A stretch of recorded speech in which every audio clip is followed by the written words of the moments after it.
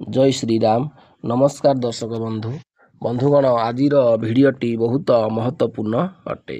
आजिर भिडियोटी उभय पुरुष एवं महिला मानक पाई। बंधुगर मुहरे व्रण उठिले बा पिंपल्स हेले आमे माने बहुत असुविधा मने करती एवं बजाररू अनेक प्रकार क्रीम व्यवहार करिथांती, किंतु सही क्रीम रे बहुत गुड़िए साइड इफेक्ट मध्य रही थाए। आज जानिबा घरोई उपाय रे व्रण को किपरि भल करि पारिबा। व्रण बाहरिबा संगे संगे सीताफल बा आत पत्र चिकण करी बाटी व्रण उपरे लेप देले व्रण बसी जाए।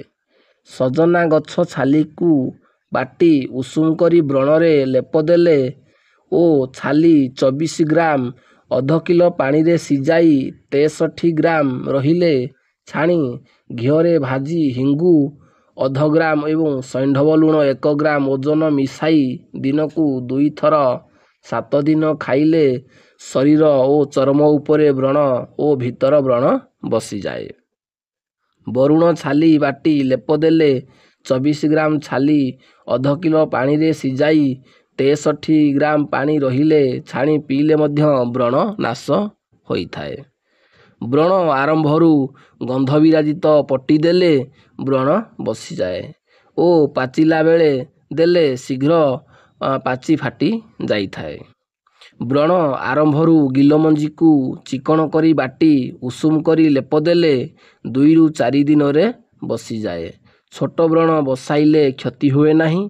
बड़ व्रण पा पठाघा आदि बसाइबा भल नुहे।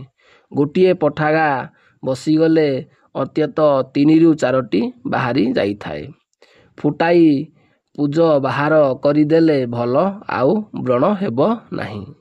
व्रण को पचाइया को सीताफल बाटी उषुम करी दिन को 2 थर लेप देले परदिन लिंब पत्र फुटाई पानी रे धोई पुणी सेई लेप दिन रे 2 थर देबे। 8 ରୁ 10 दिन रे व्रण पाची पूज बाहरी जीव। तापरे लेप देले लिंब पत्र गुआ घिओरे फुटाई बा शिंब पत्र बा कानबिंध पत्र घिओरे फुटाई लगाइबा उचित एवं घा मध्य सुखी जाई थाए।